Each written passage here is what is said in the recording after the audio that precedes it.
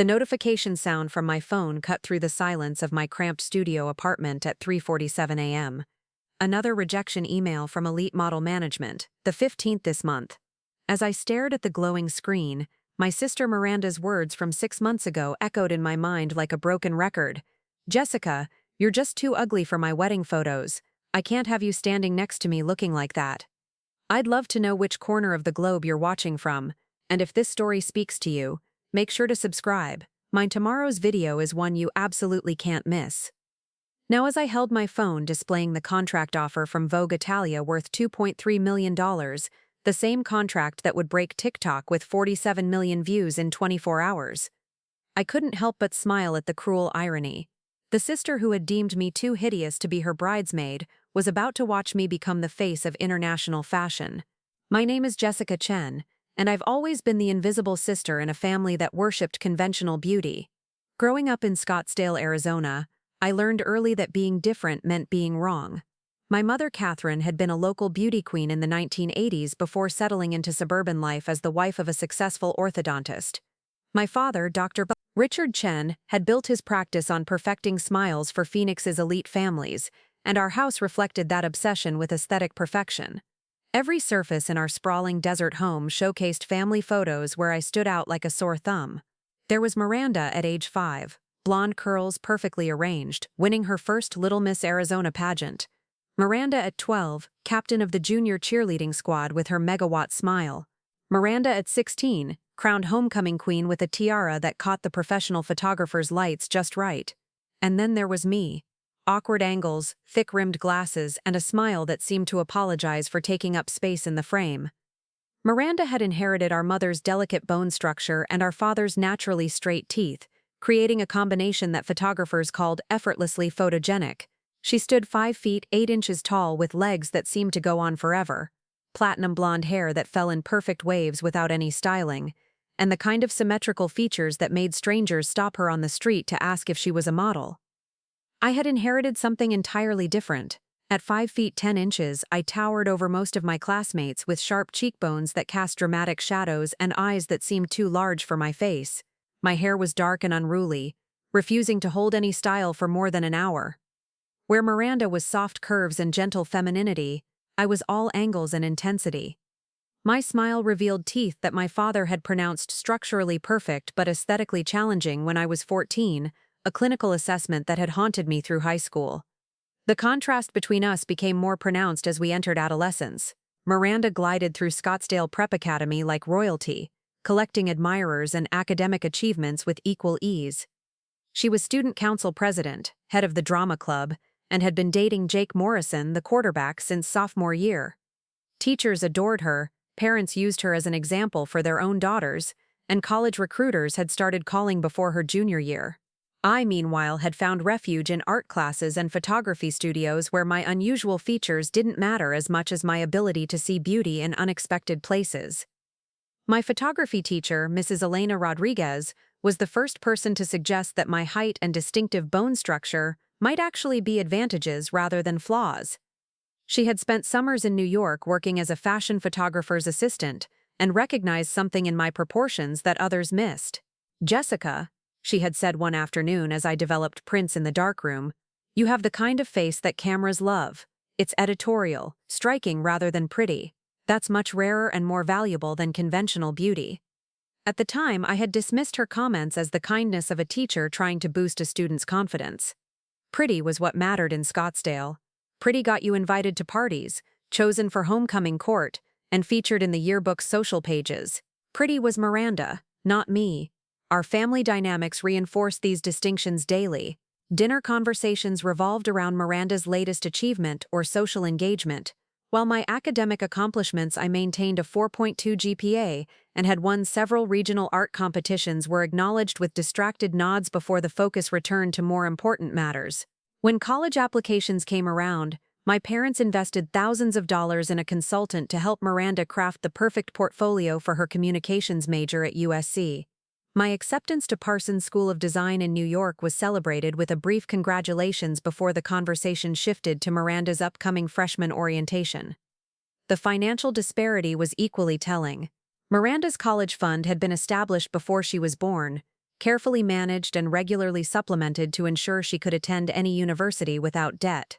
My education was funded through a combination of academic scholarships, student loans, and the part-time job I maintained throughout high school working at a local portrait studio. Moving to New York at 18 felt like escaping to another planet. Parsons was filled with students who celebrated uniqueness rather than conformity, who saw my angular features and dramatic proportions as interesting rather than unfortunate. My roommate, Zoe Williams from Portland, was a fashion design major who immediately declared my bone structure absolutely fierce and insisted on sketching my profile for her portfolio. For the first time in my life, I was surrounded by people who understood that beauty existed in infinite variations. My photography professors encouraged me to explore fashion and portrait work, recognizing an intuitive understanding of angles and lighting that came from years of studying how cameras captured different faces. I began experimenting with self-portraits, learning how to position myself to emphasize my strongest features rather than hiding from them. The transformation wasn't immediate or dramatic. I still felt awkward in social situations, still caught myself apologizing for taking up space, still compared myself unfavorably to the conventionally beautiful girls who seemed to navigate the world with effortless confidence. But slowly, through exposure to different perspectives and creative communities, I began to see myself as something other than Miranda's unfortunate sister. My junior year brought an opportunity that would change everything. Professor David Martinez, who taught advanced fashion photography, announced that Parsons would be hosting a workshop with Stephen Campbell, a legendary fashion photographer known for discovering unconventional models who went on to dominate international runways. The workshop was competitive, limited to 12 students who would work directly with Campbell on a series of editorial shoots. I almost didn't apply. The application required submitting 5 self-portraits along with a written statement about personal aesthetic vision. Looking at my reflection in the mirror of my shared dormitory bathroom, I saw the same awkward angles and disproportionate features that had made me invisible in Scottsdale. What could I possibly offer to a photographer who worked with the world's most beautiful women? Zoe found me sitting on my bed the night before applications were due, staring at printed copies of my self-portraits spread across my comforter. Each image captured something different: dramatic lighting that carved shadows beneath my cheekbones, soft natural light that made my dark eyes luminous, stark black and white compositions that turned my angular features into architectural elements. "These are incredible," she said, picking up a portrait where harsh side lighting had created a split-face effect, half in shadow and half illuminated. "You look like a character from a graphic novel, but in the best possible way. There's so much story in your face." Her enthusiasm convinced me to submit the application, though I harbored no illusions about being selected. The other students applying included several who had already done professional modeling work, whose Instagram accounts showcased hundreds of thousands of followers and collaboration posts with emerging designers. I was still the awkward girl from Arizona who hid behind cameras rather than standing in front of them. 3 weeks later, Professor Martinez called my name during our Tuesday lecture, asking me to stay after class. My stomach dropped, assuming I had somehow disappointed him with recent assignment submissions. Instead, he handed me a folder containing acceptance materials for the Campbell workshop along with a note that would change my perspective on everything I thought I knew about beauty and commercial viability. "Stephen selected you personally," Professor Martinez explained, his expression mixing pride and surprise. He said, "Your self-portraits showed the kind of raw editorial potential that agencies spend years trying to cultivate in conventional models. He wants to work with you specifically on developing a portfolio that showcases unconventional beauty in commercial contexts." Reading Stephen Campbell's handwritten note that evening in my dormitory room, I felt something shift inside me for the first time. He had written, "Jessica, your features tell stories that pretty faces never could. The fashion industry is hungry for faces like yours, faces that command attention rather than simply pleasing the eye. I see international editorial potential and the kind of striking presence that launches careers." The workshop began 2 weeks later in a converted warehouse space in Brooklyn that had been transformed into a professional photography studio. 12 students, 3 working photographers, and Stephen Campbell himself, a tall man in his 50s whose intense gaze seemed to catalog every detail of light and shadow across our faces. The first day involved individual consultations where he assessed each student's potential and outlined personalized development plans. When my turn came, Stephen studied my face for several long minutes without speaking, occasionally asking me to turn my head or adjust my posture. His silence was unnerving, reminding me of every criticism I had received about my appearance throughout childhood and adolescence. Finally, he spoke with the clinical precision of someone who had spent decades evaluating commercial potential. "You have what I call camera magnetism," he said, circling me slowly as if examining a sculpture. "Your bone structure creates natural lighting effects that most models need professional makeup to achieve. The proportions that probably made you feel awkward growing up are exactly what high-fashion clients are seeking now. Editorial work values story over conventional prettiness, and your face tells epic stories." Over the following 6 weeks, Stephen worked with me to develop a portfolio that showcased what he called my editorial range. We experimented with dramatic lighting that accentuated my angular bone structure, soft romantic setups that revealed unexpected vulnerability, and stark minimalist compositions that let my features dominate the frame. Each session taught me something new about how to use my height, how to position my face to create maximum impact, and how to project confidence rather than apology. The breakthrough came during our final workshop session when Stephen arranged for a guest appearance by Rebecca Torres, a talent scout from IMG Models who specialized in discovering editorial faces for international markets. She would be evaluating all workshop participants for potential representation, though Stephen cautioned us that IMG rarely signed students directly from academic programs. The evaluation session felt like an audition for my entire future. Each student presented their workshop portfolio to Rebecca, while Stephen provided context about their development and potential. When my turn arrived, I felt the familiar nervousness that had plagued me through years of family gatherings and social situations where my appearance was scrutinized and found wanting. A lot of love and effort went into bringing this story to life. If you're enjoying it, we'd be so grateful if you'd subscribe to our channel. Now, back to where we left off. Rebecca examined my portfolio images methodically, occasionally asking me to demonstrate specific poses or facial expressions that had been captured in the photographs. Her questions were professional and direct. How did I feel about travel? Was I interested in international markets? Did I understand the difference between commercial and editorial modeling? Could I handle the psychological pressure of an industry built on aesthetic judgment? After reviewing all 12 portfolios, Rebecca asked 3 students to stay for additional conversations. I was one of them. The private consultation that followed would plant the seeds for everything that happened next, though at the time it felt like another polite rejection wrapped in encouraging language. "Jessica," Rebecca said, reviewing my portfolio one final time, "you have an extraordinary editorial face, but you're not ready for professional representation yet.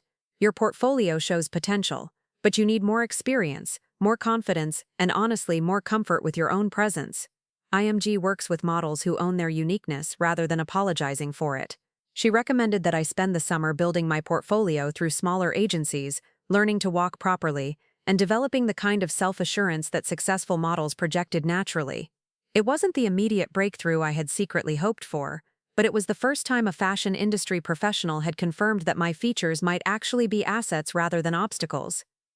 Returning to Scottsdale that summer felt like traveling backwards through time. After months of being surrounded by people who valued creativity and unconventional beauty, I was back in a world where Miranda's conventional perfection remained the gold standard for feminine success. The contrast was jarring and depressing, reminding me why I had felt so invisible throughout my childhood and adolescence. Miranda had just completed her sophomore year at USC and was working as a social media coordinator for a local luxury resort, while preparing for her engagement to Jake Morrison. Their relationship had survived 2 years of long-distance dating, and everyone in our family assumed that a proposal was imminent.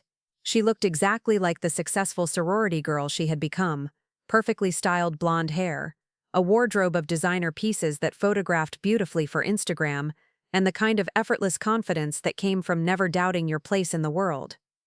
My presence disrupted the family dynamic in ways that became immediately apparent. Dinner conversations that had flowed smoothly around Miranda's college adventures and social achievements became stilted when I attempted to share stories about Parsons or my workshop experience with Stephen Campbell. My parents listened politely to descriptions of fashion photography and editorial modeling, but their expressions suggested they were humoring an eccentric hobby rather than engaging with serious career aspirations. The tension escalated when I mentioned Rebecca Torres's feedback and my plans to pursue modeling opportunities while completing my final year at Parsons. Miranda's reaction was swift and cutting, delivered with the casual cruelty that had characterized our sibling relationship throughout childhood. "Jessica, you can't be serious about modeling," she said, not looking up from her phone as she scrolled through Instagram posts. "I mean, no offense, but you're not exactly model material. You're too tall, too angular, and your features are way too intense. Models are supposed to be pretty and approachable, not dramatic and weird-looking." Our parents remained silent during this exchange, neither defending me nor correcting Miranda's assessment. Their silence felt like tacit agreement, confirming that even after months of positive feedback from fashion industry professionals, my own family still viewed my appearance as fundamentally problematic. The summer progressed with increasing awkwardness as I attempted to balance family obligations with building my portfolio through local photographers and smaller modeling assignments. Phoenix's fashion market was limited and heavily favored the kind of conventional beauty that Miranda embodied, making it difficult to find photographers who understood editorial aesthetics or appreciated unconventional features. Most of my assignments involved commercial work for local retailers or beauty brands that wanted diverse faces without actually embracing true diversity. I spent hours posing with products that were designed for traditional beauty standards while photographers attempted to make my features appear softer and more conventionally appealing. The experience was demoralizing and made me question whether Rebecca Torres had been offering genuine encouragement or simply polite dismissal. The breaking point came in late July when Miranda announced her engagement to Jake Morrison during what was supposed to be a casual family dinner. The proposal had happened the previous weekend during a romantic getaway to Sedona, and she had been planning the perfect moment to share the news with our parents. The announcement was followed by an immediate discussion of wedding plans, venue selections, and guest lists that would consume our family's attention for the next several months. As the conversation shifted to bridesmaid selections and wedding party logistics, I felt a familiar sinking sensation that had accompanied countless family gatherings throughout my childhood. Miranda was once again the center of attention, the perfect daughter achieving another milestone that confirmed her status as the family success story. I was once again the invisible sister, present but not really participating in the moments that mattered most. What I didn't know as I sat at that dinner table, forcing smiles and offering congratulations while feeling utterly insignificant, was that Miranda's wedding planning would soon provide the catalyst for the most devastating and ultimately transformative moment of my entire life. The coffee shop Miranda had chosen for our bridesmaid discussion was one of those trendy Scottsdale establishments that catered to influencers and real estate agents, all exposed brick walls, Edison bulb lighting, and carefully curated vintage furniture that photographed beautifully for social media. She arrived 15 minutes late, wearing a flowing white sundress that seemed deliberately chosen to emphasize her upcoming bride status, her engagement ring catching the afternoon sunlight streaming through oversized windows. I had spent the morning preparing for what I assumed would be a straightforward conversation about wedding logistics. Miranda had been engaged for 3 weeks, and our mother had been dropping hints about bridesmaid dress shopping and bachelorette party planning. Despite our complicated relationship, I had naturally assumed that family obligations would override personal preferences when it came to wedding party selections. Miranda ordered her usual oat milk matcha latte and waited until we were seated at a corner table before launching into what felt like a prepared presentation. She had brought a leather portfolio containing magazine clippings, color swatches, and what appeared to be a detailed timeline for wedding planning activities. Her organizational skills had always been impressive, and marriage planning was revealing new levels of meticulous attention to detail. "So I've been thinking about the wedding aesthetic," she began, spreading photographs across the small table between us. "Jake and I want something really elegant and cohesive. Every detail needs to work together to create the perfect visual story for our photos and social media content."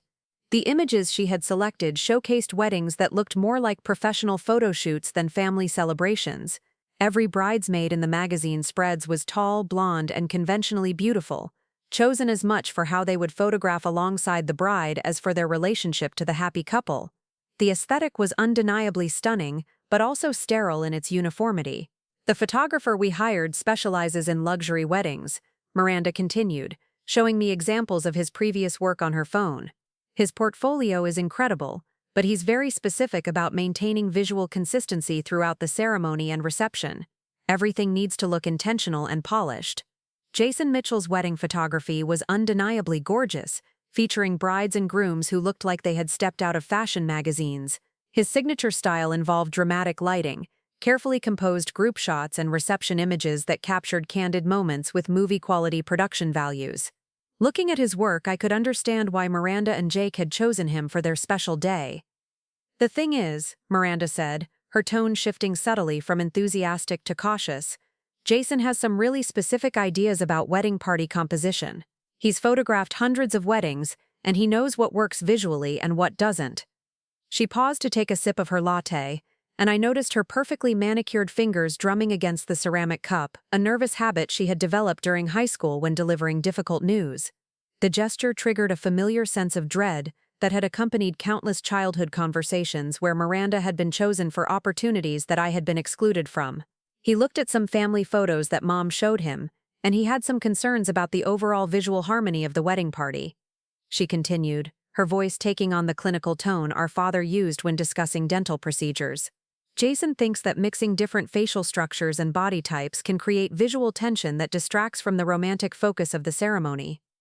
I felt my stomach beginning to sink as the direction of this conversation became clearer. Miranda was building toward something that would explain why she had requested this private meeting rather than including me in the group, bridesmaid activities that had been happening without my knowledge for the past 2 weeks.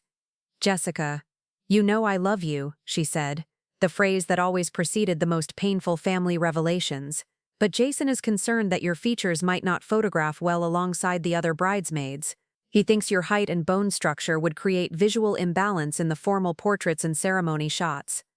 The words hung in the air between us like smoke, visible and toxic but somehow not quite real. I stared at Miranda's face, searching for some indication that she was joking or testing my reaction to an obviously ridiculous scenario.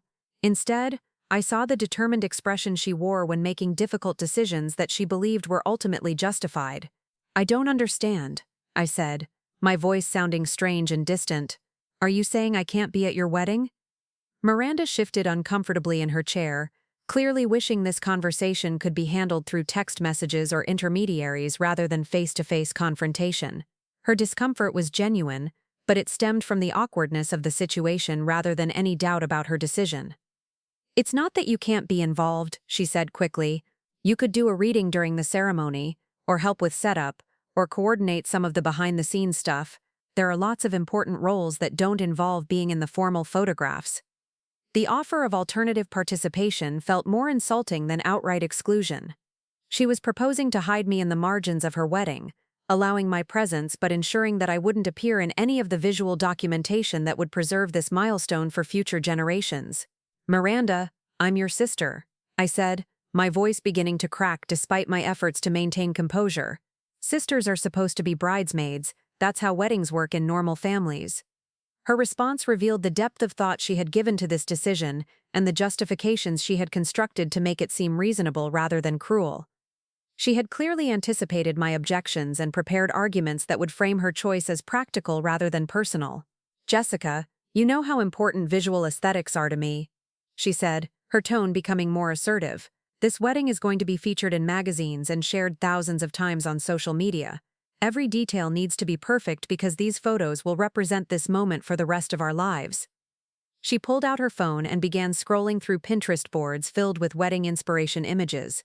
Every photo featured bridesmaids who looked like variations of Miranda herself, blonde, petite, conventionally beautiful women who complemented rather than competed with the bride for visual attention. "Look at these," she said, showing me screen after screen of professional wedding photography.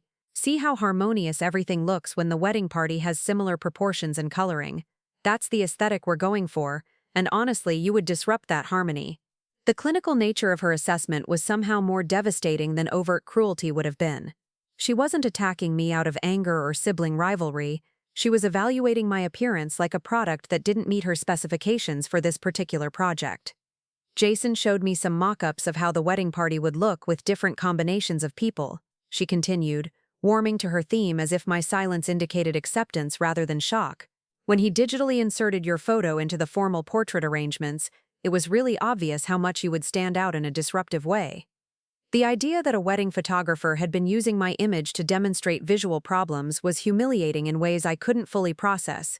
My face had literally been used as an example of what not to include in perfect wedding photography, treated as a cautionary tale about maintaining aesthetic consistency.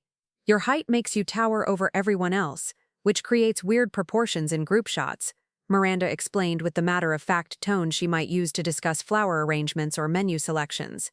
And your bone structure is so angular that it creates shadows and harsh lines that don't work with the soft romantic lighting Jason uses. Each criticism felt like a physical blow, confirming every insecurity I had harbored about my appearance throughout childhood and adolescence. The features that Stephen Campbell and Rebecca Torres had identified as editorial strengths were being cataloged as wedding photography liabilities. Plus, your coloring is completely different from everyone else, she continued, apparently unaware of how deeply her words were cutting. All the other bridesmaids have fair skin and light hair, so you would look like you belong to a different family entirely. The other bridesmaids, the phrase confirmed that Miranda had already selected her wedding party and conducted planning activities that deliberately excluded me. While I had been assuming that family inclusion was automatic, she had been building a celebration that had no place for her own sister. Who are the other bridesmaids? I asked, though I suspected I already knew the answer. Miranda's expression brightened as she shifted to discussing the friends who had made the cut for her perfect wedding aesthetic. Ashley Thompson from USC, Kelly Martinez from high school, Jake's sister Lauren, and my cousin Emma from San Diego. They're all going to look amazing together, and Jason is really excited about the visual possibilities. Each name on her list represented someone who fit the template of conventional beauty that Miranda embodied. Ashley had been her sorority sister and occasional modeling partner for USC social media content. Kelly had been head cheerleader alongside Miranda at Scottsdale Prep. Lauren Morrison was a petite blonde who worked as a local television weather reporter. Emma was the cousin who had always been treated as Miranda's twin rather than my contemporary.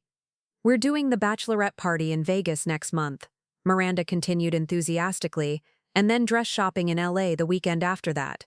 Jason wants to do engagement party photos with the wedding party so we can test different lighting setups and positioning arrangements. The casual mention of activities that had been planned without my knowledge felt like additional confirmation of my expendability. Miranda had constructed an entire celebratory timeline that assumed my absence, treating my exclusion as so obvious that it didn't require discussion or explanation. Miranda, I said, finding my voice despite the tightness in my throat, do you understand what you're saying to me? You're telling me that I'm too ugly to be at your wedding. She recoiled slightly at my direct statement, clearly uncomfortable with having her decision described in such blunt terms. Her preference was for euphemistic language that made cruel choices sound like practical necessities. That's not what I'm saying at all, she protested, though her defensive tone suggested that my characterization had been accurate. I'm talking about visual harmony and photographic composition. It's not about ugly or pretty. It's about what works aesthetically for this specific event. The distinction she was drawing felt meaningless and insulting. Whether she called it visual harmony or aesthetic composition, she was still determining that my appearance was unsuitable for inclusion in her most important life celebration. Jason photographs supermodels and fashion celebrities, she continued, as if citing his credentials would make her decision more reasonable. He understands visual dynamics in ways that regular people don't. When someone with his expertise identifies potential problems, it makes sense to listen to his professional advice. The invocation of Jason Mitchell's authority was clearly meant to transfer responsibility for this decision away from Miranda personally. She was positioning herself as simply following expert guidance rather than making a choice that revealed her true feelings about her sister's appearance. Besides, she added, her voice taking on a slightly sharper edge, you're always saying that you want to be a model.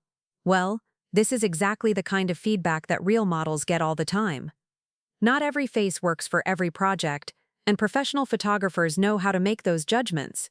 The comparison between wedding photography and fashion modeling revealed how little Miranda understood about either industry, but it also demonstrated her willingness to weaponize my career aspirations to justify her decision. She was suggesting that exclusion from her wedding would provide valuable preparation for professional rejection. The difference, I said, my voice beginning to shake with anger rather than sadness, is that fashion photographers aren't excluding their sisters from family celebrations. They're making business decisions about strangers. Miranda's response revealed the fundamental disconnect between her perspective and mine. In her mind, her wedding was primarily a visual project that required the same kind of aesthetic curation that she applied to her social media presence. Family relationships were secondary considerations that couldn't be allowed to compromise the overall artistic vision. Jessica, "You need to understand that this wedding isn't just about family," she said, her tone becoming lecturing and condescending. "Jake and I are both building careers that depend on our public image. This wedding is going to be seen by thousands of people, and it needs to represent us professionally as well as personally." The revelation that her wedding was being treated as a career advancement opportunity rather than a family celebration crystallized everything that was wrong with this conversation. Miranda was prioritizing the opinions of strangers who would see her photos on social media over the feelings of the sister who had shared her childhood. "Plus," she continued, apparently oblivious to how her previous statement had sounded, "you'll probably be more comfortable not being in the formal photos anyway. You always say you prefer being behind the camera, so this way you can focus on enjoying the celebration without worrying about how you look in pictures." The suggestion that exclusion was actually a favor designed to spare me discomfort was the final insult in a conversation that had systematically demolished my sense of belonging in my own family. Miranda was reframing cruelty as kindness, presenting rejection as protection. I stood up from the table abruptly, unable to continue listening to justifications that became more offensive with each elaboration. Miranda looked surprised by my sudden movement, as if she had expected our conversation to conclude with graceful acceptance of her decision. "Where are you going?" she asked, her tone suggesting that my reaction was unreasonable rather than predictable. "I need to process this," I said, gathering my purse and car keys while trying to maintain some dignity despite the emotional devastation I was experiencing. "Jessica, don't be dramatic," Miranda called after me as I walked toward the exit. "This doesn't change anything important between us. You're still my sister, and you'll still be involved in the wedding, just not in the photos." Her final statement followed me out of the coffee shop and into the oppressive Arizona heat, where I sat in my car for 20 minutes trying to comprehend what had just happened. My sister had systematically explained why my appearance was unsuitable for her wedding, enlisted a professional photographer to provide evidence supporting her position, and then suggested that exclusion was actually consideration for my comfort. The drive home passed in a blur of rage, humiliation, and disbelief. I had expected many possible outcomes from our bridesmaid conversation, but complete exclusion based on aesthetic incompatibility had never crossed my mind. The cruelty was almost impressive in its thoroughness and the confidence with which Miranda had delivered her verdict. Returning to our family home felt like entering a crime scene where evidence of my inadequacy was preserved in every photograph and family portrait that decorated the walls. The visual history of our family suddenly seemed like documentation of Miranda's superiority and my persistent failure to measure up to acceptable standards. That evening brought the additional humiliation of explaining the conversation to our parents, who received Miranda's decision with the same casual acceptance that had characterized their response to countless other situations where I had been relegated to secondary status. Their lack of surprise or outrage confirmed that they too viewed my exclusion as reasonable rather than shocking. "Well, it's her wedding," our mother said with a shrug that dismissed the entire situation as beyond discussion. "Brides get to make decisions about their own celebrations." The normalcy with which my family absorbed this rejection would haunt me for months to come, but it also planted the seeds of determination that would eventually transform my life in ways none of us could have imagined. The weeks following Miranda's wedding announcement became a study in how quickly a person's sense of self-worth could unravel. What started as hurt feelings from a single cruel conversation metastasized into a complete questioning of everything I had believed about my potential, my appearance, and my place in the world. Returning to New York for my senior year at Parsons felt like fleeing a disaster zone, but the distance didn't provide the relief I had expected. Instead, I found myself carrying the weight of Miranda's rejection into every interaction, every mirror encounter, every moment when I caught my reflection in shop windows or subway car doors. The face that Stephen Campbell had called editorial and striking now seemed like a collection of unfortunate features that would forever mark me as unsuitable for important occasions. My roommate Zoe noticed the change immediately, where I had returned from previous summer breaks energized and full of stories about family time and Arizona adventures. This year I was withdrawn and evasive about anything related to home. She found me sitting on my dormitory bed, 3 days after classes resumed, staring at my phone screen displaying Miranda's latest Instagram post, a series of perfectly curated engagement photos featuring her and Jake in romantic poses against Sedona's red rock formations. "You've been weird since you got back," Zoe said, settling beside me with the direct concern that had characterized our friendship since freshman year. "What happened in Arizona? And don't say nothing because you've been acting like someone died. The story spilled out in fragments: Miranda's engagement, the coffee shop conversation, the photographer's assessment, the systematic dismantling of my belonging in my own family's most important celebration. Zoe listened with increasing outrage, occasionally interrupting to ask clarifying questions that revealed just how methodically cruel Miranda's approach had been. "Wait," she said, stopping me mid-explanation. "Your sister actually had a wedding photographer analyze your face to prove you were too ugly for her photos. And your parents thought this was reasonable." Hearing the situation summarized in Zoe's incredulous voice made it sound even more surreal and devastating than it had felt while living through it. The clinical nature of Miranda's rejection, supported by professional authority and family acceptance, began to seem like something from a particularly twisted psychological experiment. "Maybe she's right, though," I said, looking at my reflection on the black screen of my laptop. "Maybe I am too angular, too tall, too intense-looking for normal family stuff. Maybe all that editorial potential people keep talking about is just a nice way of saying I'm strange-looking." Zoe's response was swift and fierce. "Jessica, your sister is a shallow, cruel person who's threatened by the fact that you're interesting-looking instead of basic pretty like her. The fashion industry values faces like yours precisely because they're not conventional. But fashion industry validation felt increasingly irrelevant when my own family considered my appearance problematic enough to exclude me from their celebrations. If the people who had known me longest and presumably loved me most found my features disruptive and unsuitable, what did professional compliments from strangers really mean? The semester progressed with mounting difficulties that extended far beyond wounded feelings. My confidence in photography classes plummeted as I became hyper-aware of my own face in every self-portrait assignment. Where I had previously experimented boldly with lighting and composition, I now found myself trying to minimize the very features that professors had praised as distinctive and powerful.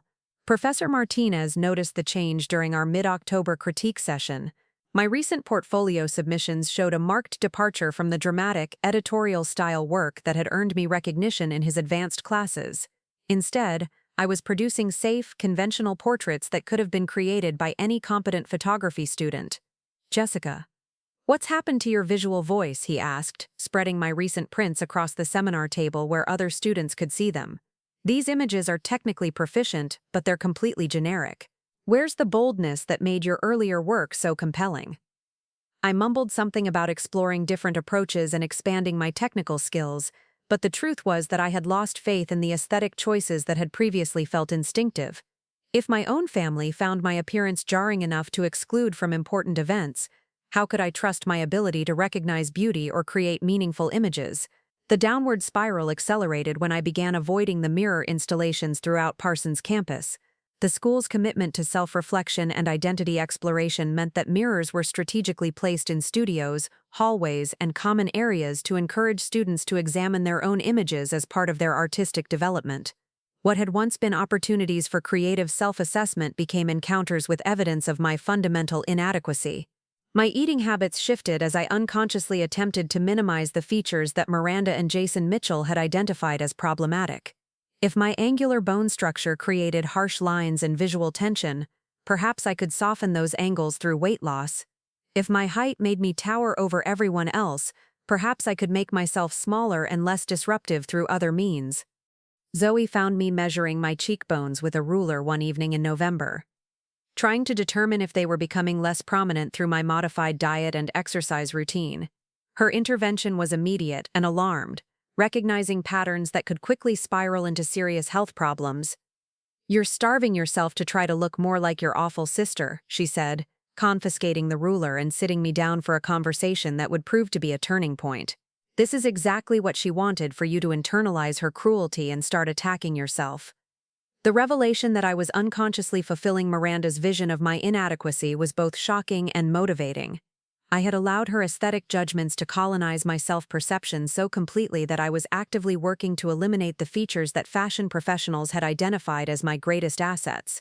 That night, I called my parents for the first time since returning to school, hoping that distance and time might have provided them with perspective on how devastatingly they had failed to protect me from Miranda's cruelty. The conversation was brief and disappointing, confirming that nothing about their position had changed. "Jessica, you're being overly dramatic about this," my mother said when I attempted to explain how deeply the wedding exclusion had affected me. Miranda's wedding is about Miranda and Jake, not about making everyone else feel included. You need to stop taking everything so personally. My father's contribution was equally dismissive and somehow more clinical. Sweetie, photographers have specific requirements for their work, just like orthodontists do. Not every patient is suitable for every treatment approach. It's not personal, it's professional. The comparison between wedding photography and dental procedures perfectly captured how my family viewed the situation. In their minds, I was a patient with a condition that required management rather than a daughter who deserved protection from aesthetic judgments. The final blow came when Miranda called me directly in late November, ostensibly to check on my well-being, but actually to ensure that I wouldn't cause problems during the wedding festivities. Her tone was bright and cheerful, as if our previous conversation had been a minor misunderstanding rather than a systematic destruction of my self-worth. "I wanted to make sure you're planning to come to the wedding," she said, as if my attendance was optional rather than expected. "I know our last conversation was a little tense, but I hope you understand that I was just trying to create the best possible celebration for everyone." The phrase "a little tense" to describe her methodical explanation of my aesthetic inadequacy was so inadequate that I almost laughed. Miranda had apparently convinced herself that delivering devastating personal criticism was simply wedding planning diligence. "Of course I'm coming," I said, though the prospect of attending filled me with dread. I wouldn't miss my sister's wedding. "Great," she said, and I could hear the relief in her voice. "I was thinking you could help with some behind-the-scenes coordination during the reception. Nothing too visible, but really important organizational stuff that would free up the bridesmaids to focus on photos and celebrating." The offer to work as unpaid staff at her wedding while the chosen bridesmaids enjoyed the celebration was presented as an opportunity rather than an insult. Miranda had apparently convinced herself that excluding me from photos while assigning me manual labor represented thoughtful inclusion. "I'll think about it," I said, ending the conversation before she could elaborate on her vision of my appropriate role in her celebration. December brought final portfolio reviews and the mounting pressure of job applications for post-graduation opportunities.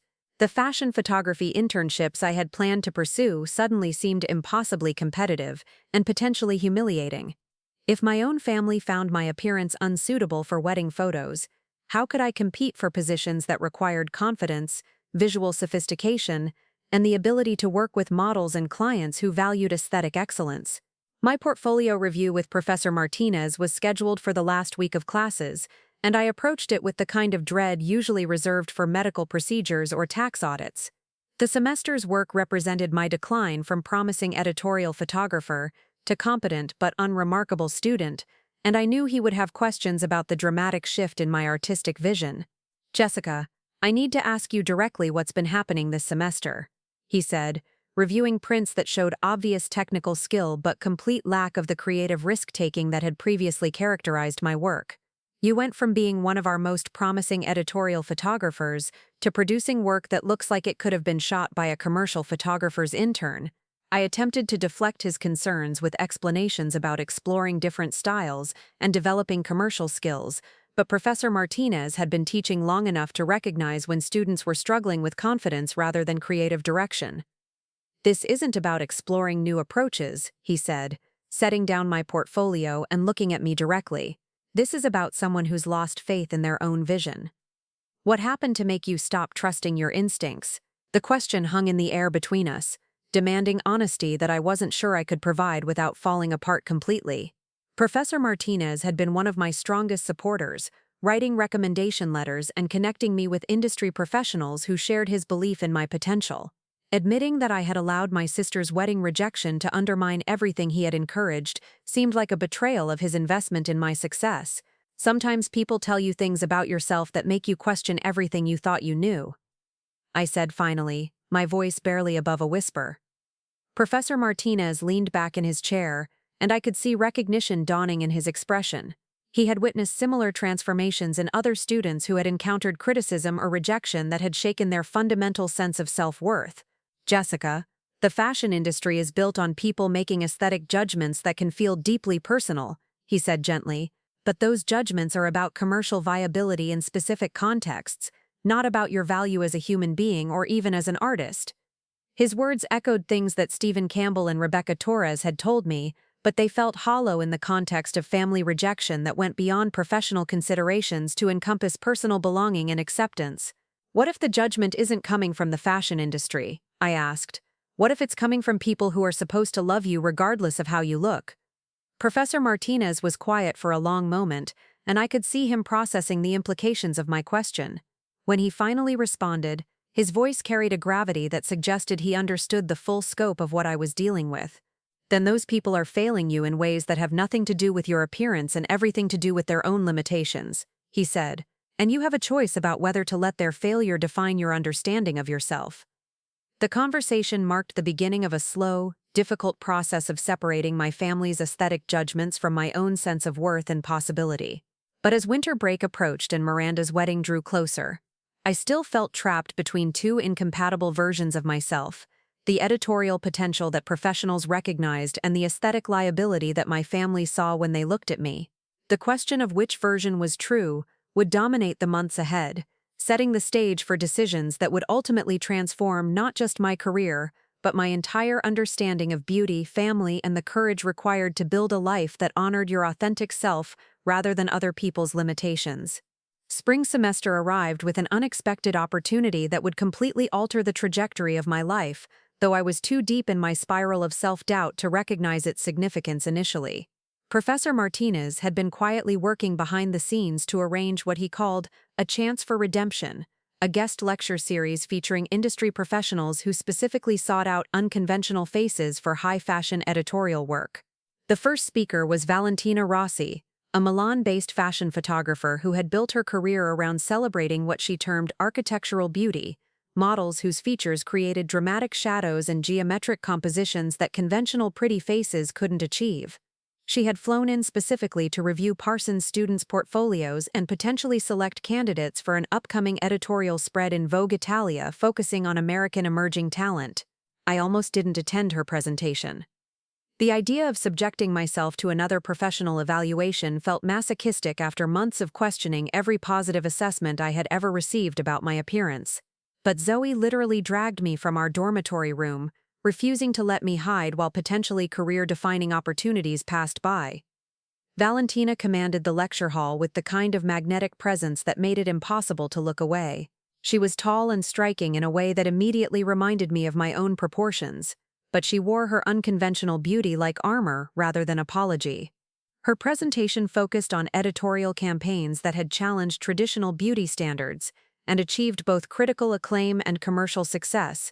The fashion industry is finally understanding that consumers are hungry for faces that tell stories, she said, clicking through images of models whose features would never be described as conventionally pretty, but whose presence was undeniably powerful. Editorial work requires faces that command attention rather than simply pleasing the eye.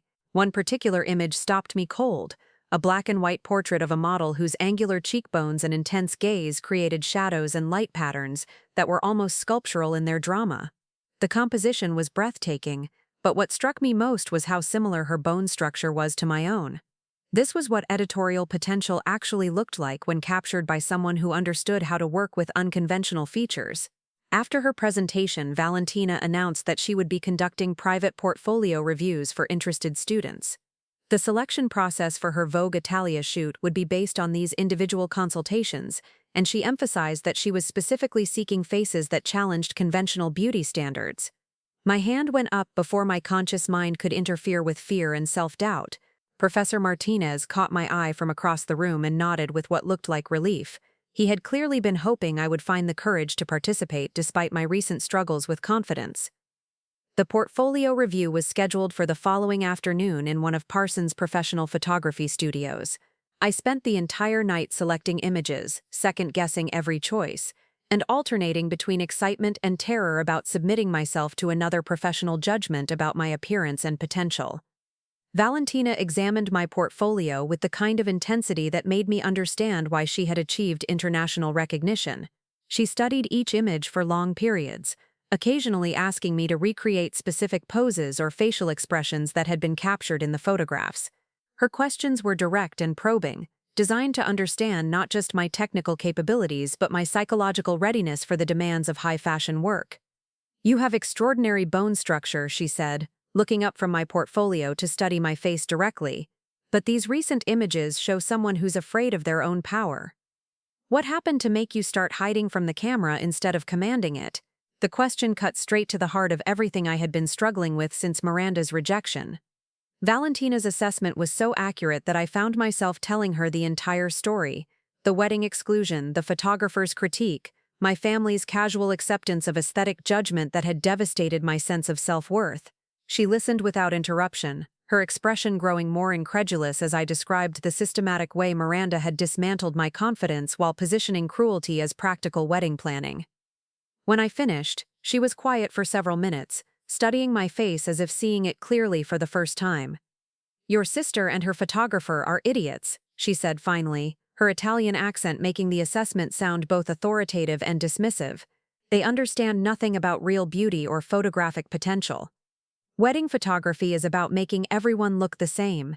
Editorial work is about celebrating what makes faces unique."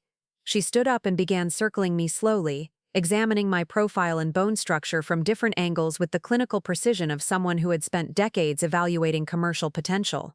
"Jessica, you have what I call camera magnetism, features that become more beautiful the longer you look at them rather than less interesting," she said. "Your sister has basic pretty girl beauty that photographs well for family occasions but would disappear completely in high-fashion contexts." The comparison between Miranda's conventional attractiveness and my editorial potential was exactly what I needed to hear. But years of family conditioning made it difficult to believe that unconventional features could actually be more valuable than traditional beauty. "I want you for my Vogue Italia shoot," Valentina continued, returning to her seat and making notes in a leather portfolio. "But first, I need you to find your confidence again. Editorial modeling requires absolute belief in your own presence, and right now you're apologizing for taking up space." She explained that the shoot would take place in 3 months, giving me time to rebuild the self-assurance that family rejection had destroyed. She recommended specific exercises for developing model presence, connected me with a walking coach who specialized in high-fashion runway techniques, and most importantly, introduced me to a community of models whose success was built on unconventional beauty. The first person she connected me with was Aria Thompson, a 23-year-old model from Detroit who had built an international career around features that were strikingly similar to my own. Aria was tall, angular, and intense-looking in ways that had made her feel like an outsider throughout high school, but she had transformed those same characteristics into a multi-million-dollar modeling career. "Girl, your family sounds toxic as hell," Aria said when I explained my recent struggles during our first phone conversation. "I went through the same thing. People who should have supported me telling me I was too this or too that for normal life. Meanwhile, I'm making more money than all of them combined because fashion values exactly what they tried to make me ashamed of." Aria became an unofficial mentor, sharing strategies for building confidence, navigating family dynamics that didn't support unconventional success, and developing the kind of fierce self-assurance that high-fashion work required. Her success provided concrete evidence that faces like ours could not only survive in the fashion industry, but dominate it. The transformation didn't happen overnight. Rebuilding confidence after fundamental rejection required daily practice and constant challenging of internalized criticism that had taken root during months of self-doubt. But gradually, with support from Valentina, Aria, and a growing network of industry professionals who specialized in unconventional beauty, I began to reclaim my sense of possibility. The walking coach Valentina had recommended, Marcus Williams, had worked with some of the most successful editorial models in the industry. His studio in Soho became a second home where I learned to move with purpose rather than apology, to take up space confidently rather than minimizing my presence. "Honey, you've been walking like you're trying to disappear," Marcus said during our first session. "Editorial models walk like they own every room they enter. Your height and bone structure are weapons. You need to learn how to use them." The physical training was accompanied by psychological work that addressed the deeper damage Miranda's rejection had caused. Marcus had seen countless models struggle with family members who didn't understand or support unconventional beauty, and he had developed techniques for separating professional potential from personal validation. "Your worth as a model has nothing to do with whether your family approves of how you look," he explained during a particularly difficult session where I broke down describing Miranda's systematic criticism. "Fashion success is about finding clients who value exactly what makes you different, not changing yourself to fit other people's limitations. February brought the devastating news that would test everything I had been learning about separating my value from my family's approval. Miranda called to inform me that she had decided to have an engagement party in addition to her wedding, and she wanted to make sure I understood that the same photographic considerations that had excluded me from the bridal party would apply to this celebration as well. "I know you're probably disappointed," she said with the fake sympathy that had characterized all our interactions since her engagement announcement.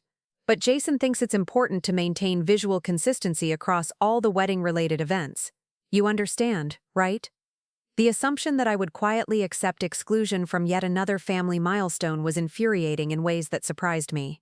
Months of working with industry professionals who valued my features had given me perspective on how twisted my family's aesthetic judgments actually were. "Actually, Miranda, I don't understand," I said, my voice steady in a way that felt foreign after months of apologetic responses. "What I understand is that you're using wedding photography as an excuse to exclude your sister from important family events because you think I'm ugly." Her shocked silence suggested that no one had ever called her behavior what it actually was: systematic cruelty disguised as practical planning. When she finally responded, her tone carried a defensiveness that indicated I had struck closer to truth than she was comfortable acknowledging. "Jessica, you're being dramatic again," she said, falling back on the dismissive language that had always ended these conversations in the past. "This isn't about ugly or pretty, it's about creating cohesive visual aesthetics for professional photography." "No," I said, feeling strength I hadn't possessed 6 months earlier. "It's about you being embarrassed by how I look and finding sophisticated ways to hide me from your perfect celebration. At least have the courage to admit what you're actually doing." The conversation ended with Miranda hanging up on me. But for the first time since her initial wedding rejection, I felt powerful rather than devastated. The months of working with fashion professionals had given me language to articulate what was happening, and confidence to refuse accepting cruelty as reasonable. March brought intensive preparation for Valentina's Vogue Italia shoot, scheduled for early April in a converted warehouse space in Brooklyn. The editorial concept focused on American architectural beauty, models whose features created dramatic geometric compositions that celebrated unconventional faces as high-fashion ideals. The week before the shoot, Valentina arranged for a test session where I could practice working with professional lighting, makeup artists and stylists who specialized in editorial rather than commercial beauty. The team assembled for this preparation was unlike anyone I had ever worked with: artists who saw my angular features as raw material for creating powerful images rather than problems to be minimized or corrected. Makeup artist Chen Liu spent 2 hours experimenting with contouring techniques that emphasized rather than softened my cheekbones, creating shadow patterns that turned my face into a living sculpture. Hairstylist Morgan Davis worked with my natural texture to create styles that complemented rather than fought against my proportions. The test images from that session were revelation. Looking at myself through the eyes of professionals who understood editorial beauty, I saw the face that Stephen Campbell and Rebecca Torres had recognized years earlier: striking, powerful, and undeniably photogenic in ways that had nothing to do with conventional prettiness. "This is what you actually look like," Valentina said, showing me the test shots on her camera's LCD screen. "This is what everyone else sees when they're not blinded by narrow beauty standards or family prejudices." The images showed someone I barely recognized: confident, fierce, and absolutely magnetic in ways that conventional beauty could never achieve. This was editorial potential fully realized, the architectural beauty that high fashion valued above all other considerations. As I prepared for the actual Vogue Italia shoot that would change everything, I realized that Miranda's rejection had ultimately forced me to discover strength and self-worth that accepting inclusion might never have developed. Her cruelty had catalyzed a transformation that was about to prove just how spectacularly wrong she had been about my potential. The stage was set for vindication that would extend far beyond family dynamics to encompass international recognition and career success that none of us could have imagined when she first declared me too ugly for her wedding photos. The Vogue Italia shoot took place on a crisp April morning in a converted warehouse in Dumbo, Brooklyn, with Manhattan's skyline providing a dramatic backdrop through massive industrial windows. The space had been transformed into a high-fashion playground with professional lighting rigs, multiple backdrop options, and racks of designer clothing that represented the pinnacle of editorial fashion. Walking into that environment felt like entering a different universe where everything I had been told about my appearance was not only wrong but laughably backward. The team Valentina had assembled, photographer assistants, stylists, makeup artists, and lighting technicians, looked at me with the kind of professional appreciation usually reserved for discovering rare artwork or perfect architectural specimens. "Finally," said lead stylist Isabella Martinez, circling me appraisingly as I stood in the center of the main shooting area. "A face that can handle avant-garde couture without being overwhelmed by it. Do you have any idea how rare that is?" The question was rhetorical, but it highlighted something I was beginning to understand about the fashion industry that my family had completely missed. Editorial work didn't want faces that disappeared into beautiful clothing. It needed features strong enough to complement and enhance dramatic fashion without being diminished by it. The first outfit was a geometric Issey Miyake creation in stark black and white that created architectural lines across my body. The moment I put it on, something shifted in how I moved and carried myself. The clothing seemed designed for someone with my exact proportions, as if my height and angular bone structure were essential components of the overall artistic vision. Valentina worked with the intensity and precision of a surgeon, adjusting lighting angles and camera positions to capture what she called the conversation between fashion and bone structure. Each shot required specific positioning that maximized the dramatic shadows my cheekbones created while showcasing how the clothing interacted with my frame. "Jessica, you need to stop thinking like a person and start thinking like a sculpture," she directed during the first setup. "Fashion photography is about creating art, not documenting pretty people. Your job is to become part of the composition." The direction was unlike anything I had experienced during previous photo sessions. Instead of trying to look beautiful or appealing, I was being asked to embody concepts, strength, mystery, architectural precision, emotional intensity. The camera loved features that could express complex ideas rather than simple attractiveness. Hours passed in a blur of costume changes, lighting adjustments, and increasingly ambitious artistic concepts. Each outfit pushed further into avant-garde territory, structured comme des garçons pieces that turned my body into geometric abstractions, flowing Rick Owens designs that created dramatic movement against my sharp features, minimalist Jill Sander creations that let my bone structure become the primary visual element. By mid-afternoon, something magical was happening.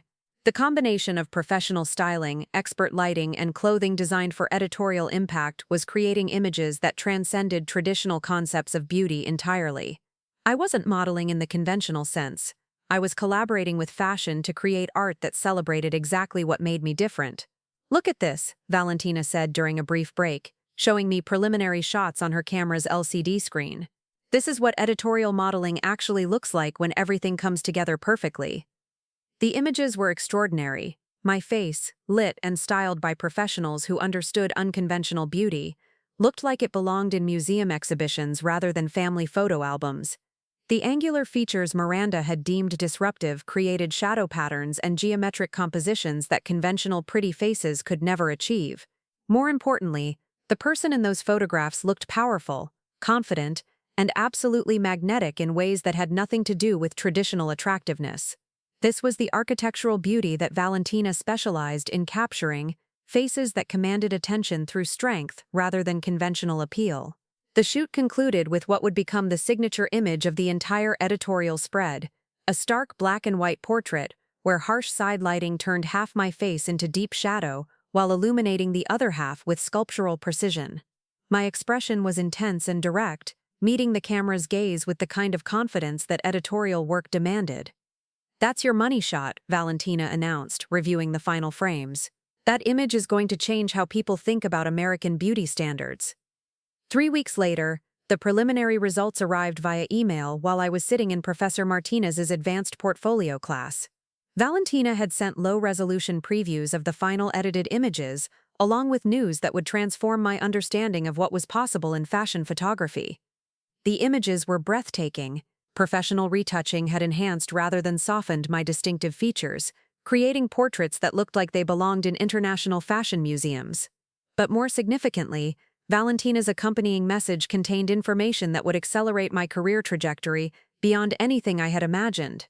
"Jessica, these images are extraordinary, and they're creating significant industry buzz before publication.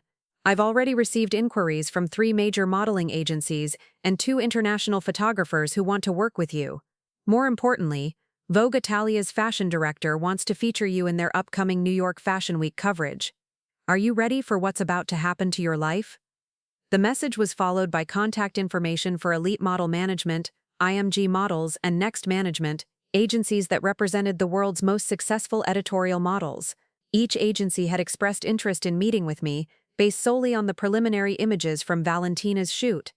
That evening, I called Aria Thompson to share the news and get advice about navigating agency meetings that could determine my professional future. Her excitement was infectious and reassuring, confirming that these opportunities represented exactly the kind of breakthrough that launched serious modeling careers. "Girl, this is huge," she said, her voice rising with enthusiasm. "Those agencies don't waste time on faces that won't make them money. If they're interested based on one editorial shoot, it means they see serious commercial potential." She walked me through the process of agency meetings, explaining how to evaluate different representation options and what questions to ask about career development strategies. Most importantly, she emphasized that I was now in a position to be selective rather than grateful, a psychological shift that would prove crucial in the negotiations ahead. The first agency meeting was scheduled with IMG Models for the following week in their Manhattan offices. Walking into their Flatiron District headquarters felt like entering the command center of international fashion, with walls covered in campaign images featuring models whose faces I recognized from magazine covers and runway shows worldwide. Senior agent Patricia Kim had been tracking my development since Rebecca Torres's initial assessment 2 years earlier. She had followed my work with Stephen Campbell and had been waiting for the right moment to approach me about representation. Valentina's shoot had provided exactly the portfolio strength she needed to offer serious career development opportunities. "Jessica, you represent exactly what IMG specializes in, editorial faces that can cross over into luxury commercial work," she explained, spreading campaign images across her glass conference table. "Your bone structure and presence are perfect for the kind of high-end fashion that pays top rates and builds international recognition." She outlined a career development strategy that was both ambitious and realistic, focusing on editorial work that would establish my reputation before transitioning into luxury commercial campaigns and potential runway opportunities. The financial projections she presented were staggering. Successful editorial models could earn millions annually while working with the world's most prestigious fashion brands. More immediately, IMG had specific opportunities that could capitalize on the industry buzz Valentina's shoot was generating. Marc Jacobs was seeking a new face for their upcoming fragrance campaign. Alexander Wang needed models for their next runway show. Several magazine editors were requesting meetings based on the preliminary Vogue Italia images. The decision to sign with IMG felt both monumental and inevitable. They understood editorial beauty, had connections throughout the international fashion industry, and most importantly, they saw my unconventional features as commercial advantages rather than obstacles to overcome. 2 weeks after signing with IMG, my phone rang with news that would validate every prediction about my potential while providing ammunition for the eventual confrontation with Miranda that was becoming inevitable. Vogue Italia's American editor wanted to feature me in a major story about emerging models who were redefining beauty standards for a new generation. The article would include an interview about my background, my journey to professional modeling, and my perspective on challenging conventional beauty standards. Most significantly, it would be accompanied by a behind-the-scenes video of my original shoot with Valentina that would be released on all of Vogue's social media platforms. "This is the kind of exposure that creates overnight recognition," Patricia explained during our weekly check-in call. Vogue's social media reach is enormous, and their beauty content consistently goes viral. Are you prepared for that level of visibility? The question was both exciting and terrifying. Viral exposure meant that my success would be visible to everyone who had ever doubted my potential, including my family, who had dismissed my modeling aspirations as unrealistic fantasies. Miranda would see concrete evidence that the features she had deemed unsuitable for wedding photography were actually valuable enough to earn international recognition. Preparation for the Vogue interview involved media training with IMG's publicity team, who specialized in helping models navigate interviews and social media exposure. The process included developing talking points about my background, practicing responses to questions about unconventional beauty, and most challengingly, deciding how much to reveal about the family dynamics that had shaped my journey. Your story is compelling because it's relatable, explained publicist Amanda Foster during our preparation sessions. Millions of people have felt rejected by family members who didn't understand or appreciate their uniqueness. The key is framing your experience as empowerment rather than victimization. The interview itself took place in Vogue's headquarters, a gleaming tower in Lower Manhattan where fashion history was written daily by editors whose decisions influenced global style trends. Sitting in their conference room, surrounded by iconic fashion photography and editorial layouts, I felt the surreal nature of how completely my circumstances had transformed. Editor Sarah Chen was warm but probing, asking questions that revealed her understanding of how unconventional beauty functioned in contemporary fashion markets. She was particularly interested in my perspective on family dynamics and cultural expectations that could either support or undermine young people's confidence in their own uniqueness. You've become successful in an industry that specifically values what made you feel different growing up, she observed. What would you say to other young people whose families don't understand or support their unconventional beauty? My response drew directly from the painful lessons of the past year, but framed them as education rather than trauma. Sometimes the people who love you most have the narrowest vision of what's possible for your life. Professional success taught me that my value isn't determined by whether my family approves of how I look. The video component of the story was filmed during a follow-up shoot that showcased the range of editorial looks I could achieve. Different lighting, styling, and makeup created dramatically different personas, while highlighting the versatility that made unconventional faces valuable for fashion photography. Most importantly, the video captured my transformation from the uncertain student who had initially worked with Valentina to the confident model who now understood how to use her distinctive features as professional assets. The before and after narrative was powerful and relatable, demonstrating that confidence could be developed through finding the right context for your unique qualities. 3 weeks later, Patricia called with news that would set the stage for the viral moment that would change everything. The Vogue Italia feature was scheduled for release the following Monday, accompanied by social media content that would be promoted across all of Vogue's platforms simultaneously. Based on their preliminary social media testing, they're expecting significant engagement, she explained. The behind-the-scenes video is particularly compelling, and their algorithm analysis suggests it has strong viral potential. As publication day approached, I found myself thinking about Miranda's wedding, now just 2 months away. She had continued sending updates about planning progress, apparently assuming that my absence from wedding party activities meant I had accepted my marginalized role in her celebration. What she didn't know was that her systematic rejection had catalyzed a transformation that would soon be visible to millions of people worldwide. The features she had deemed too disruptive for family photos were about to be celebrated as the epitome of contemporary editorial beauty. The stage was set for vindication that would extend far beyond personal validation to encompass international recognition and career success that would make her aesthetic judgments look not just wrong, but spectacularly misinformed about the nature of real beauty and commercial value. Monday morning, May 15th, started like any other day at Parsons. I was sitting in the library working on my final portfolio review when my phone began buzzing with an intensity I had never experienced. Text messages, Instagram notifications, missed calls, and email alerts were arriving faster than I could process them. The Vogue Italia feature had gone live at 6 a.m. Eastern Time, and the internet was responding in ways that exceeded everyone's expectations. The first indication of what was happening came from Zoe, who burst into the library study area holding her laptop with barely contained excitement. She had been monitoring social media since the feature went live and watching the engagement numbers climb at an unprecedented rate. "Jessica, you need to see this right now," she whispered urgently, setting her laptop on the table between us. "The behind-the-scenes video has 500,000 views and it's only been live for 3 hours." The Vogue Italia Instagram post featuring my transformation video was exploding across social media platforms in ways that nobody had anticipated. The time-lapse footage showing my evolution from uncertain art student to confident editorial model was resonating with audiences far beyond typical fashion industry engagement.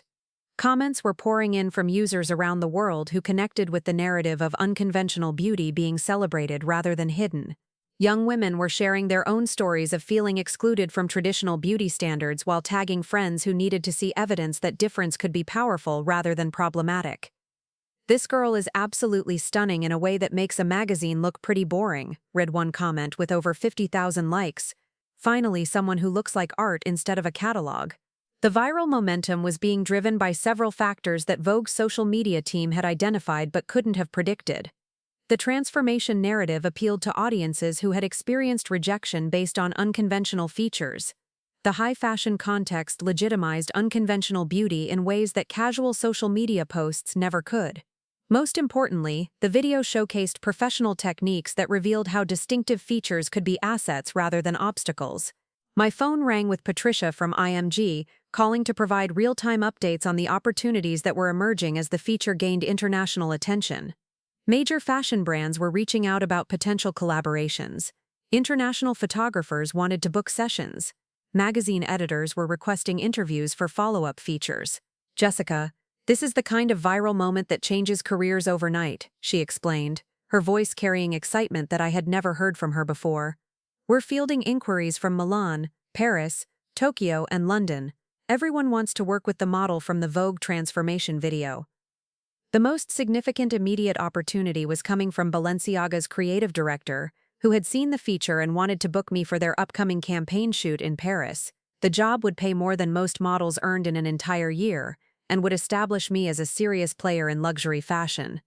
But beyond the professional implications, the viral response was providing validation that extended far beyond my personal insecurities to encompass broader conversations about beauty standards and family acceptance. The comment section had become a support group for people who had experienced similar rejection from families who couldn't appreciate unconventional beauty. "My mom always told me my nose was too big for modeling," wrote one user. "Seeing Jessica succeed makes me want to try again." "This is proof that families don't always know what's best for us," commented another. "Sometimes the things that make us different are exactly what make us special." By noon, the video had reached 2 million views and was trending on TikTok, Twitter, and Instagram simultaneously. Fashion bloggers were analyzing my look and creating content about architectural beauty and editorial versus commercial modeling. Beauty influencers were attempting to recreate the dramatic makeup looks from my shoot. The afternoon brought a phone call that would add another layer of complexity to the rapidly evolving situation. Miranda's voice on the other end of the line carried a mixture of confusion, curiosity, and barely concealed jealousy that made it clear she had seen the Vogue feature and was struggling to reconcile it with her assessment of my appearance. "Jessica, I saw something on Instagram about you being in Vogue," she said, her tone suggesting she wasn't entirely sure whether to congratulate me or dismiss the achievement. "Is this for real, or is it some kind of student project thing?" The question revealed how little she understood about fashion industry hierarchy and the significance of Vogue Italia recognition. Her inability to comprehend that the sister she had deemed too ugly for wedding photos could achieve international fashion recognition was almost comical in its disconnect from reality. "It's real," I said simply, not offering the detailed explanation she was clearly fishing for. Vogue Italia featured me in a story about emerging American models. Her silence stretched long enough that I wondered if the call had dropped. When she finally responded, her voice carried the kind of strained politeness that indicated she was processing information that challenged her fundamental assumptions about beauty, success, and family hierarchy. "That's interesting," she said finally. "I had no idea you were doing professional modeling. The photos look very artistic." The word artistic was clearly her diplomatic way of describing images that she found striking but couldn't bring herself to call beautiful. Her worldview didn't have categories for the kind of dramatic editorial beauty that fashion magazines celebrated, so she was defaulting to terms that acknowledged visual impact without admitting attractiveness. "How many people have seen this?" she asked, the question revealing her growing awareness that my success was becoming publicly visible in ways that might affect her own social standing. "The video has about 3 million views so far," I said, checking my phone for the latest numbers. "It's trending on several platforms." Another long silence suggested that Miranda was beginning to comprehend the scale of attention my modeling work was receiving. Her wedding planning had been focused on creating content for her own social media presence, but my accidental viral moment was generating exponentially more engagement than anything she had ever achieved. "Well, that's good for you," she said, her tone suggesting she was ending the conversation before it could become more uncomfortable.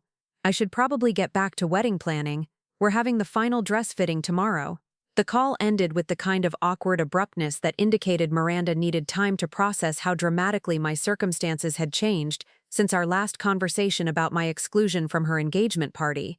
The sister she had positioned as aesthetically unsuitable for family photos was suddenly receiving international recognition for her appearance. That evening brought news that would escalate the situation beyond anything any of us had anticipated. Patricia called with updates that made it clear the viral momentum was accelerating rather than plateauing. The video had reached 10 million views across all platforms and was being picked up by mainstream media outlets beyond fashion industry publications. Entertainment Tonight wants to do a segment, she explained during our emergency strategy call. Good Morning America is requesting an interview. The story is crossing over from fashion news into general entertainment coverage. The mainstream media attention was driven by the transformation narrative and the relatability of family rejection themes. Producers were recognizing that my story connected with broader audiences who had experienced criticism about their appearance from people they expected to be supportive. More immediately significant was the flood of modeling opportunities that were materializing as a direct result of the viral exposure. Luxury brands that typically worked with established supermodels were requesting meetings. International fashion weeks were extending runway invitations. Magazine editors were proposing cover shoots that would cement my status as a serious fashion personality.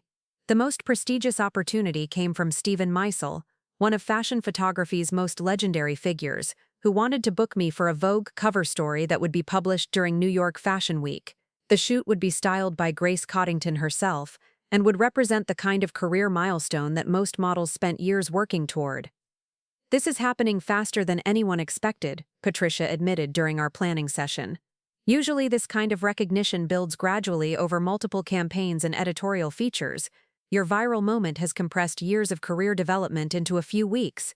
The accelerated timeline meant that I needed to make strategic decisions about which opportunities to pursue and how to manage the public attention that was becoming increasingly intense.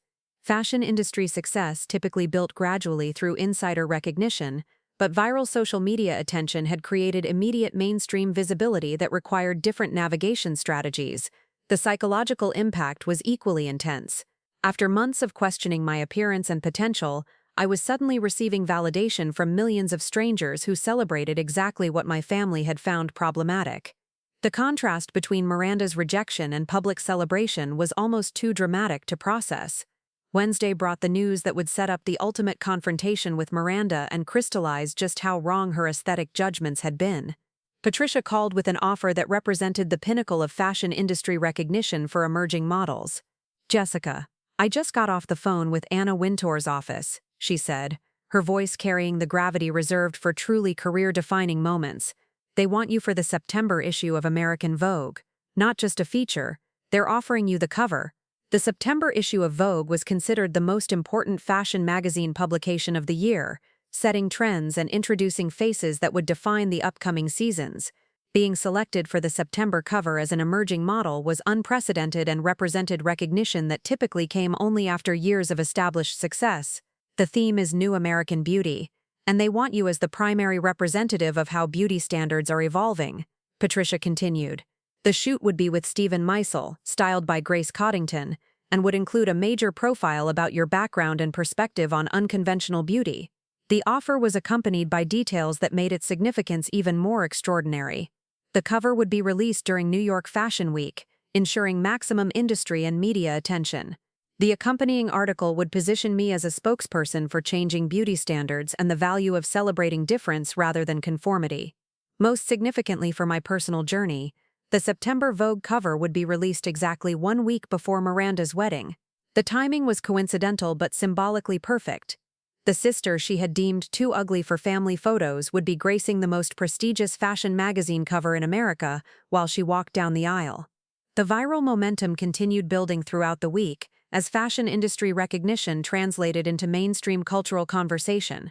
The transformation video had reached 20 million views and was being featured in news segments about changing beauty standards, social media influence, and family dynamics.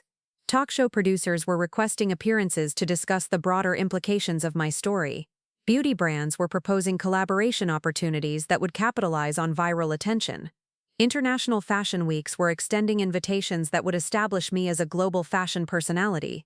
But beyond the professional opportunities, the viral success was generating conversations about family support and the importance of believing in young people's potential even when it doesn't conform to conventional expectations.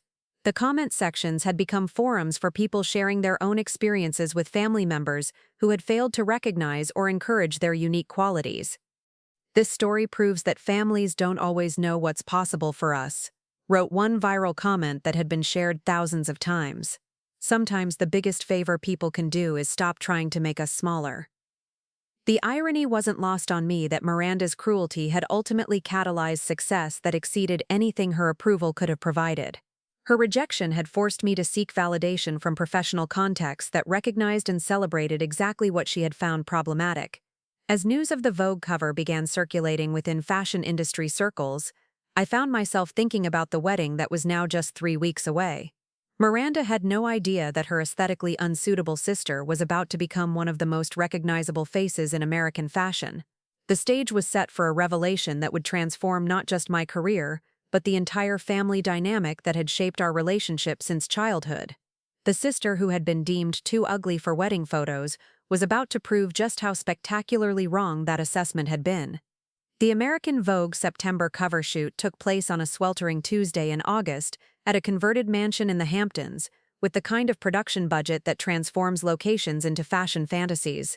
Stephen Meisel had assembled a team of 40 professionals to create what Anna Wintour had described as the defining image of contemporary American beauty. Standing in the marble foyer of the oceanfront estate, surrounded by racks of couture gowns and enough lighting equipment to illuminate a small city, I felt the surreal nature of how completely my life had transformed in just 4 months. The girl who had been deemed too ugly for family wedding photos was about to grace the most prestigious magazine cover in American fashion. Grace Coddington approached the styling process with the intensity of a master painter selecting pigments for a historic portrait. Each potential outfit was evaluated not just for its visual impact but for its symbolic significance in representing evolving beauty standards and the power of unconventional faces. "Jessica, you're not just modeling clothes today," she explained while adjusting a dramatic Valentino gown that seemed designed specifically for my proportions. "You're embodying a cultural shift towards celebrating what makes people unique rather than what makes them conventional." The first setup featured me in a flowing Carolina Herrera creation on the mansion's sweeping front staircase, with natural light creating the kind of architectural shadows that had become my signature look. Stephen worked with the precision of someone who understood that this image would be analyzed and referenced for years to come. "This cover needs to show strength without aggression, beauty without conventional prettiness," he directed while adjusting camera angles to maximize the geometric drama of my bone structure. "You're representing everyone who's ever been told they don't fit traditional beauty standards." Hours passed in a blur of costume changes, location shifts, and increasingly ambitious artistic concepts. Each shot pushed further into celebrating the very features that Miranda and Jason Mitchell had deemed problematic for wedding photography. My height created a commanding presence rather than awkward proportions. My angular features generated dramatic lighting effects that conventional faces could never achieve. The breakthrough image came during the final setup of the day, shot against the mansion's infinity pool with the Atlantic Ocean stretching endlessly behind me. I was wearing a minimalist Calvin Klein design that let my natural presence dominate the composition, with late afternoon light creating shadows that turned my face into living sculpture. "That's it," Stephen announced after capturing the shot, his voice carrying the satisfaction of someone who had just created something historically significant. "That image is going to change how America thinks about beauty." 2 weeks later, the cover was revealed during a launch event at the Metropolitan Museum of Art that attracted fashion industry luminaries, celebrities, and media figures who understood the cultural significance of what Vogue was celebrating. The image was stunning, powerful, confident, and absolutely magnetic in ways that transcended traditional concepts of magazine beauty. More importantly, the accompanying article positioned me as a voice for anyone who had ever felt excluded from conventional beauty standards. The interview explored themes of family acceptance, professional validation, and the courage required to pursue dreams that others couldn't envision or support. "Beauty is not about fitting into existing categories," I was quoted as saying. "It's about having the confidence to create new categories that celebrate what makes you unique." The cover generated immediate international attention that exceeded even the viral response to my original Vogue Italia feature.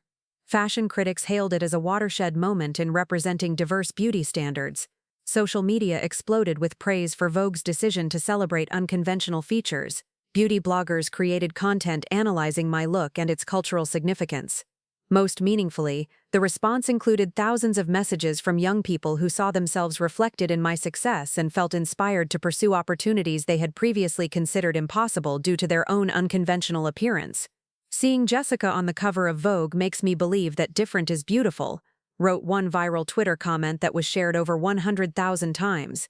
"If she can go from being excluded from family photos to American Vogue, anything is possible." The timing of the cover release created the perfect storm of visibility leading up to Miranda's wedding. Fashion Week was generating additional media attention around my runway appearances and brand collaborations. Entertainment shows were featuring segments about my transformation from rejected sister to international fashion icon. Miranda's response to the Vogue cover was notably absent. She hadn't called, texted, or acknowledged the achievement in any way, though mutual friends reported that she was aware of the coverage and struggling to reconcile it with her previous assessments of my appearance and potential. The wedding week arrived with a level of media attention around my success that made family gatherings impossible to ignore. Fashion photographers were requesting shoots during my Arizona visit. Local news stations wanted interviews about my journey from Scottsdale to international recognition. The contrast between my current status and Miranda's original rejection was becoming unavoidably obvious. Thursday evening brought the rehearsal dinner at a resort in Paradise Valley, where our extended family would gather to celebrate Miranda and Jake's upcoming marriage. I arrived wearing a simple black dress that photographed beautifully but didn't compete with the bride-to-be for attention. Though my recent magazine covers had already shifted the family dynamic in ways that were immediately apparent. Relatives who had barely acknowledged my existence during previous gatherings were suddenly eager to discuss my modeling career and ask about opportunities for their own children. Cousins who had treated me as Miranda's less attractive sister were requesting selfies that they could share on social media. The attention was gratifying, but also revealed how superficial family support could be when it was based on external validation rather than genuine affection. Miranda's entrance created the kind of dramatic tension that wedding planners try to avoid, but reality television producers dream about. She looked stunning in a designer rehearsal dress that had been selected specifically for Instagram documentation, but her usual confident presence seemed slightly diminished by the awareness that she was no longer the only family member receiving significant attention. The evening proceeded with speeches from the wedding party, family toasts, and the kind of celebratory activities that typically dominate pre-wedding gatherings. But underneath the conventional festivities, there was an undercurrent of awareness that the family dynamics had shifted in ways that couldn't be ignored or reversed. The moment I had been both anticipating and dreading came during the reception, when Miranda approached me at the bar where I was getting a drink. Her expression carried a mixture of emotions that seemed to include curiosity, resentment, and possibly a grudging respect that she wasn't quite ready to articulate. "So you're really famous now," she said, her tone attempting casualness but revealing genuine uncertainty about how to navigate our changed relationship. "Mom showed me the Vogue cover. It's very dramatic." The word choice was telling. Dramatic was her diplomatic way of acknowledging visual impact without admitting beauty, much like her previous use of artistic to describe my fashion photography. Her worldview still didn't have language for the kind of editorial beauty that I represented. "It's been an incredible year," I said simply, not offering the detailed explanation she seemed to be fishing for. The balance of power between us had shifted so completely that I no longer felt obligated to justify or explain my success to someone who had systematically undermined my confidence. "I suppose all that modeling stuff worked out better than anyone expected," she continued, her phrasing revealing that she still viewed my career as an unlikely accident rather than the result of recognizing and developing genuine potential. "Actually, several people expected it," I corrected gently. "Fashion professionals saw potential that others missed." The implication that her assessment had been wrong was subtle but unmistakable. Miranda's expression suggested she was beginning to understand that her exclusion of me from wedding activities might be viewed differently now that my appearance was being celebrated internationally. "Jessica, about the wedding tomorrow," she said, her voice taking on the careful tone she used when delivering information she expected to be poorly received. "I know we didn't include you in the wedding party, but given everything that's happened with your career, maybe we should find a more prominent role for you in the ceremony." The offer was clearly motivated by social media considerations rather than genuine desire for my inclusion.